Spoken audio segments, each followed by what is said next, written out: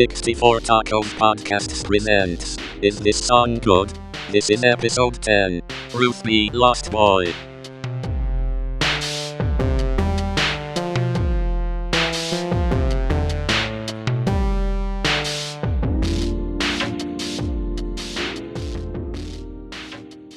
Welcome to another episode of Is This Song Good? Today we are going to be talking about the Ruth B song,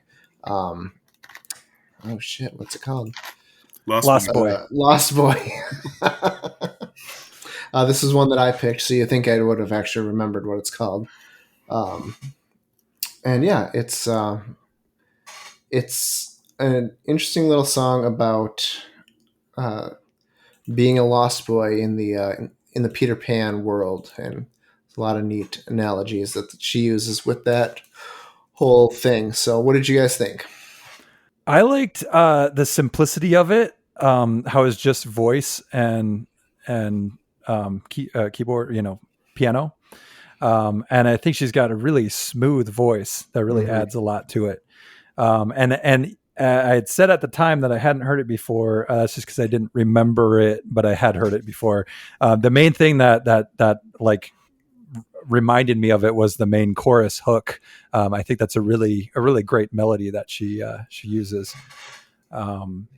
So yeah, those are my initial impressions. I don't quite. Is it really just sort of like a lullaby, or like a just talking about Peter Pan, the Peter Pan story, or is there supposed to be more deeper meaning there? Because I was really trying hard with the lyrics. I feel like there is. I was trying hard to understand what the deeper meaning is, but I was like, is it just about Peter Pan, or is there something else going on?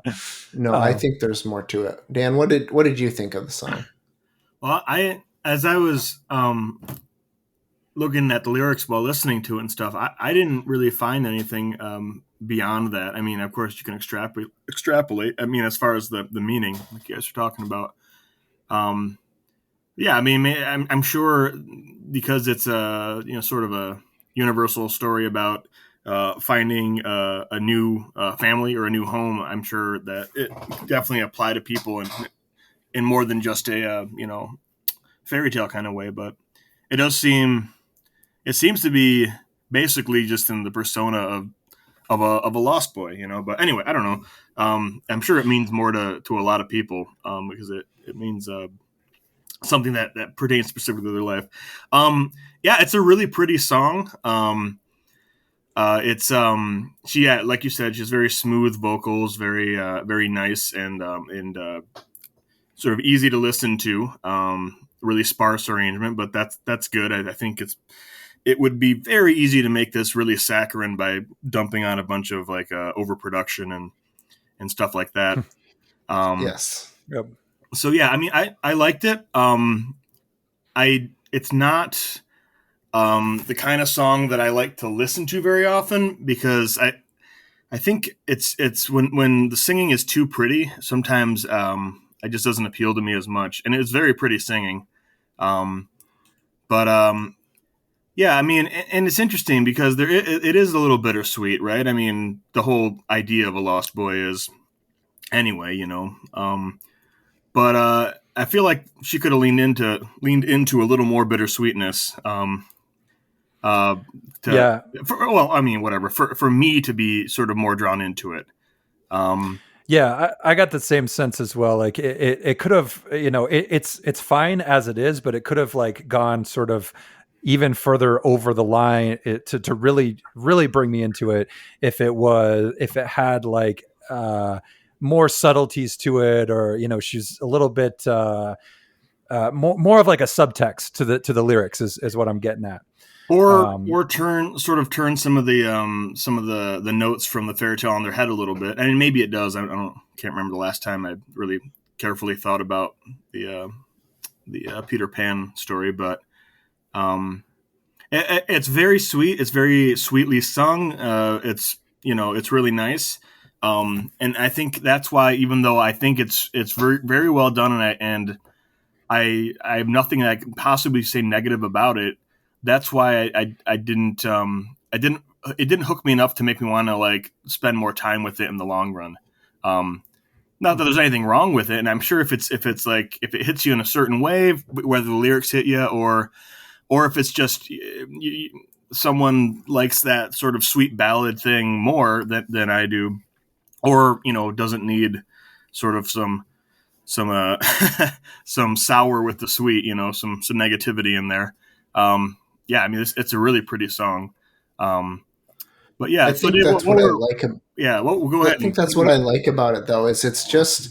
I mean, it doesn't have that sour that kind of forces you to yearn for the sweetness. It's just enjoyable and pleasant the whole way through.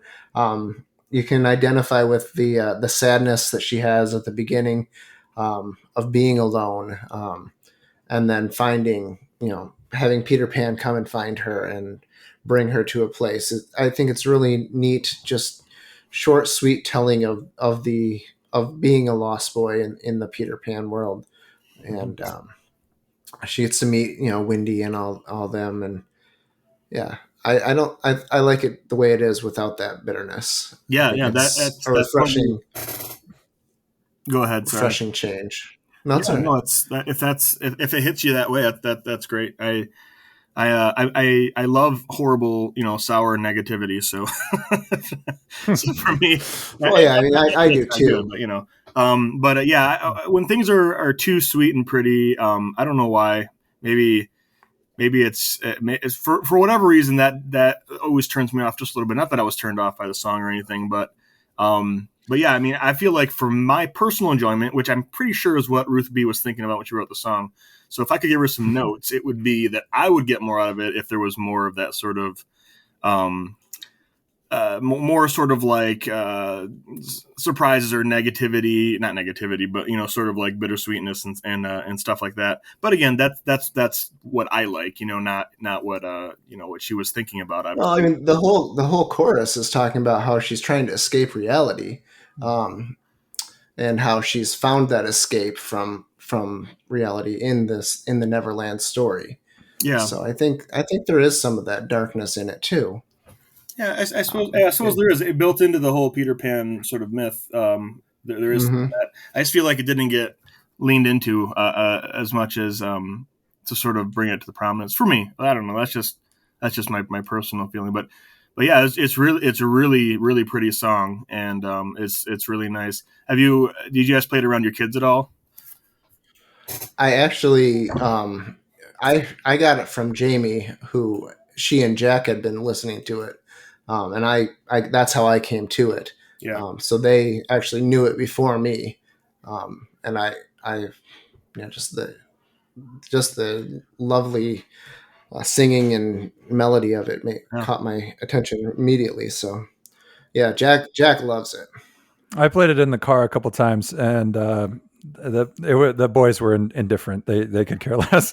They wanted me to go back to Fall Out Boy and Marshmallow and all the weird stuff that they like to listen to. Yeah.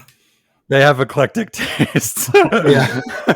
As you could imagine. No, but I did really like the song. Do you know, was this like her first like single or like her breakout song or something like that? Because I don't know. I feel like I may have actually heard it before you gave me that playlist with it in there. Well, I did a little reading about this, and it, yes, I think she was like a YouTube, like I'm guessing like a songwriter who was posting stuff on YouTube, and then. Okay. From what the Wikipedia page says, anyway, basically she sang a little line that she had heard. I think it's part of the chorus, like "Run, Run, Lost Boy," or they say to me like the chorus, and then everyone thought that was really great. So they were like, "Hey, you should write a song," and so she wrote a song around it, which and then suddenly she got like a ton of views and she got a lot of traction, and then that's how she got signed. So it kind of is her first. Just blew up from there, huh?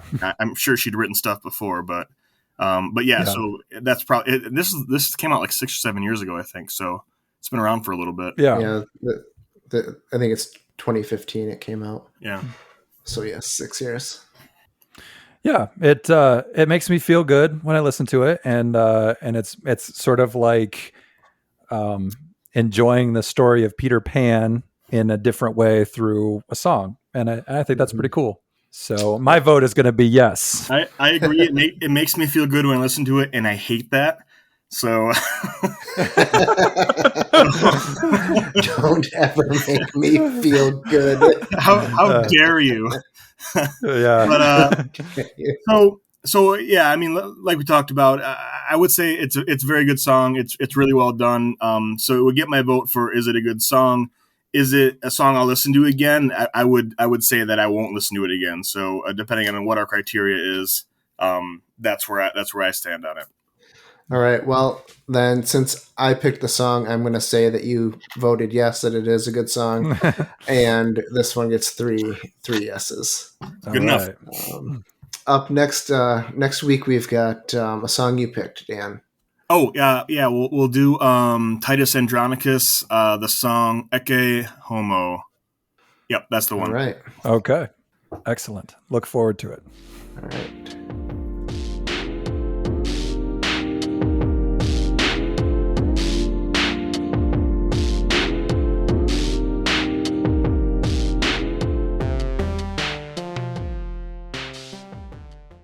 I caught it on audio.